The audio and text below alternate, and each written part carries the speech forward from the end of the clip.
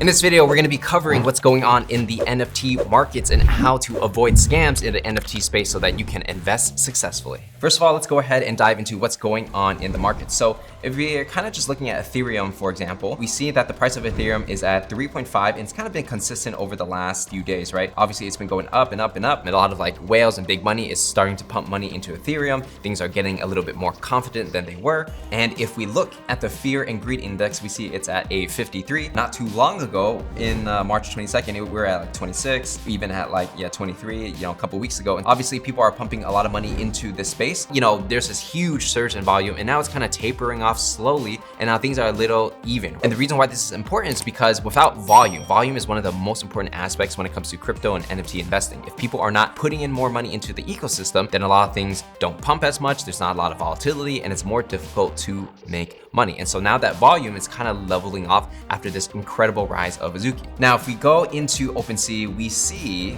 that obviously, the volume of Azuki went going crazy, volume of Clone X going crazy as well over the last 7 days. But if we look in the last 24 hours, this volume's actually decreasing. So, Azuki kind of topped out at like 35 ETH and now it's kind of settling back down. And you can kind of predict that with somewhat accuracy when the volume starts decreasing. When you see a lot of volume going into a project, then the price you typically can increase, right? But when that volume tapers off, then the price typically either decreases or stays flat. And to give you a further illustration of that, I'm gonna go ahead and use IC Tools and explain to you what I mean, because when I first started on NFTs, I didn't understand these charts at all and I had no idea why a price went up and why it went down. So let me go ahead and break down the simple way to look at it. Let's go ahead and look at this from a 30-day span. Around March 6th, volume per day was around 219 ETH per day, right? The floor price is gonna be 8. And so what you wanna watch for when you are trading or investing in NFTs is you wanna say like, okay, steady floor price. So this is probably like where it bottoms out because no one's selling cheaper than that. And there has to be some kind of macro trend or some crazy news for the price to drop. And what will happen is that on March 18th, suddenly there's this volume. Why is there volume? It could be a narrative play. They could announce that they're launching something. I'm not exactly sure what happened on that day, but you see on March 17th, March 18th, the volume increased quite significantly. And you see the floor price also following up as well. So there's a little pump over here, then the volume decreases, and then there's boom,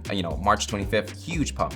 And with that huge pump comes a huge floor price increase. So we see it goes from floor 8 Ethereum all the way to like 13 Ethereum. And so when the volume tapers off once again, and it's like March 30th, you have to think, okay, at this point, is there any kind of news that can put a lot of volume into Azuki? If you believe that, the volume can increase by like double, triple, 5x, then possibly it's something that can moon. So, obviously everything is obvious in hindsight, right? During that time, it's not like it was super obvious, but you kind of play that guessing game of, okay, the volume was here before, it decreased down here. What is the chance it's gonna go crazy? Is there a possibility, especially when there's like narrative plays going on? And so when the volume starts rising, a lot of people can buy into here, and that's where the FOMO starts happening, and the volume increases until it gets to the point where it kind of peaks out at April 1st, right? But even so, the volume decreased, but the price started to increase, which kind of goes unconventionally with what typically happens. I'm not sure if this information is accurate because I saw the floor price being like 35 Ethereum at one point, but essentially what I'm saying is now the volume is decreasing a lot. The volume is like 186 right here, right? Whereas it was like 8,700 here. So when the volume decreases, what's gonna happen is the price either decreases or the price levels off, and that becomes like the new floor. And so it's like people are chasing these volume pumps. And so what usually happens is that once a successful or large project like Azuki or Clone X starts pumping, people are gonna take profit because they're like, oh my God, like my Azuki that I bought for 10 ETH is now worth 30, let me cash out. And they're gonna cash out, and what do they typically do? They're gonna take that Ethereum and look for smaller projects so that they can get like a double or triple on their money once again. So we see the volume decreasing for the top projects, right? These Beans, these Azukis, these Clone X. And then when we go down, you're like, okay, well, why is Azuki, why is the volume going down when everything is going up? Like, what is this? My Pet Hooligan going up like crazy. Or like the Seekers, never even heard of that, but 300% volume up. And it's because people are taking profits from their blue chips. Either some people just hold it because they believe in it. Other people are like, this is overpriced, this is overvalued, so let me just move it into a smaller project and try to play that gambling game once again. And even when we look at, let's say like top 100 to 200 projects on OpenSea based on volume, these ones are going crazy as well. So it's like, not all of them are going crazy, obviously, but you're getting 100% here, 80% here, and this in the last 24 hours, 300% here. The cycle usually goes like this. It doesn't happen every single time, but you gotta understand it. Ethereum pumps, everyone buys Ethereum, pumps up, People are like, okay, like this is overvalued now. Let me take my profit, roll it into NFTs because NFTs are bleeding out. They're cheap.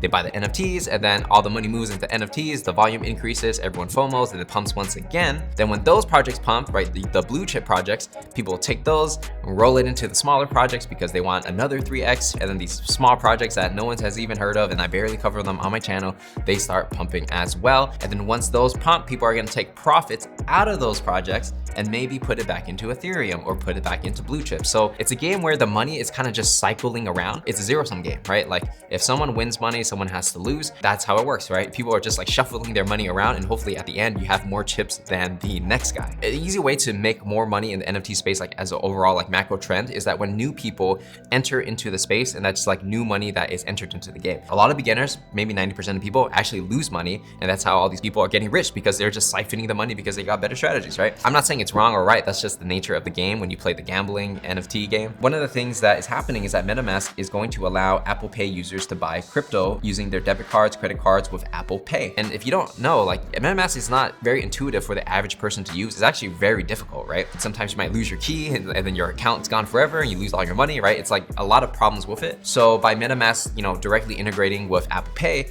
the average person can like go on OpenSea and they can buy an NFT on their credit card, and they don't have to think about Coinbase, USD, converting it into Ethereum, and all this. They can be like, okay, here's my credit card, I'm gonna buy this thing, and then that's it, right? And so as these technologies get easier and easier for more people to get onboarded, more money flows in. And so if you're trading or investing, you really need to pay attention to where the money is coming from, how much is flowing in, because during these times when a bunch of beginners are putting their money into NFTs, that's typically the time a lot of people make a lot of money, right? And again, for you to win, somebody else has to lose. Are we all going to make it? Probably not, because that's just the nature of economics, to be honest. But if you do want to make it and you want to be surrounded with a community who understands this, make sure to join the Parallax Discord. Link is in the description. And also make sure to follow me on Twitter. Okay, so the next thing that we're going to talk about is going to be Vee Friends. So as you know, Gary Vee, which has Vee Friends, which is one of the most successful projects in the NFT space, and I believe it's probably going to do well in the long term, he's launching Vee Friends too. And there's this long Medium article on this. I'll go ahead and just link this in the description if you want to check it out myself, because it's pretty long and I'm not going to go through every single detail. But essentially the main point is that Vee Friends is going to be a 555 collection. So obviously there's going to be a lot of quantity, and he's really swinging for the bats here. But the mint price is going to be around 995 price in Ethereum, which is great. So if anyone wants to get into NFTs,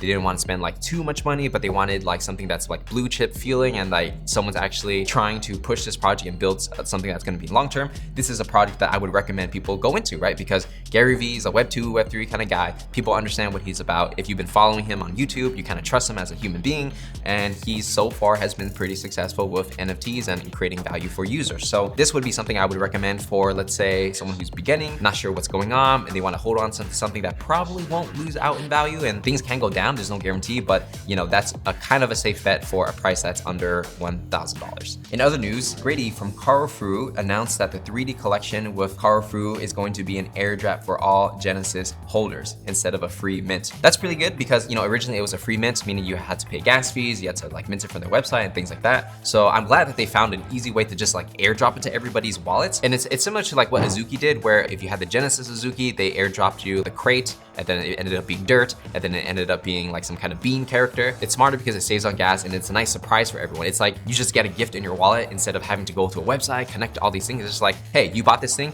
we're gonna give this to you for free, frictionless, right? And so when people have a Karafuru, what are they gonna do? They're gonna tell their friends and say, oh my God, I bought a Karafuru for 2 Ethereum, and now it's 3 Ethereum, and I'm getting this through the airdrop. Those are the narratives that people are going to tell to their friends, because why? They sound really smart doing it. They sound like a genius when it comes to investing. They're like, I bought this thing, increase in value, and I'm getting all this free stuff. And those are the stories and narratives that people pay attention to, especially when someone is not familiar with NFTs. They're like, what? That thing like increase in price by 50%, and you got this thing that's worth like 1 Ethereum or whatever it's gonna be worth. Those are kind of interesting narratives. And it's interesting because my first NFT was a Cyberkong baby, and I only bought it because I heard that if you have the baby, you get a free VX, right? I just wanted the VX. I didn't even want the baby, but I was like, okay, well, if I buy this first thing, then they're gonna give me a free second thing, and then that first thing will probably increase in value. So why not just buy the first thing, right? Because you're gonna make money anyways. So that was my psychology behind why I bought my first Cyberkong.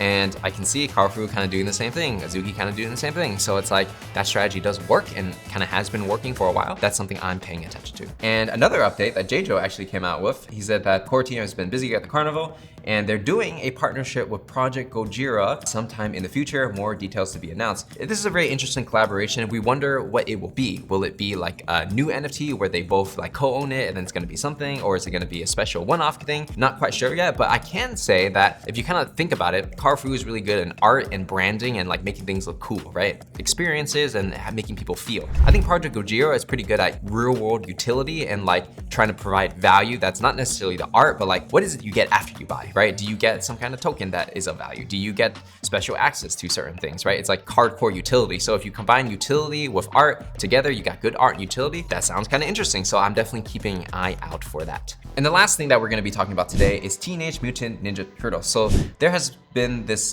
Twitter account that recently just joined Twitter in February 22, little red flag right there, that says they have the rights to Teenage Mutant Ninja Turtles in 1987. A lot of people are speculating like this is verified, and they're like, is this real? Is this fake? Is this official? And the legal work around this is pretty complicated because it's like obviously a larger company who's doing all the Ninja Turtle movies that own the rights to Ninja Turtles, but these guys are claiming that they own the rights to like the 1980 whatever version of it, but they're still using the same name, Teenage Mutant Ninja Turtles. So for these kind of projects, in my personal opinion, unless they have hardcore concrete proof that's publicly available online and you can search it up on a government website that claims this person has the copyright to this thing, I would just be very skeptical and I would assume that they don't have the rights until they prove that they do. Because, you know, saying that you own the rights to Teenage Mutant Ninja Turtles, which is, I don't know, like a multi-million-dollar IP that has been going on for decades, is a pretty big stretch, right? Especially because who is the founder of this project? I don't even know his first name. I don't know his last name. So they can claim to be anything. They can scam people and they can disappear. So those are the red flags that I would kind of pay attention to, especially when someone claims that they have like this crazy IP, right? But that's it. That's everything we got to cover for today. And I will see you guys in the next one.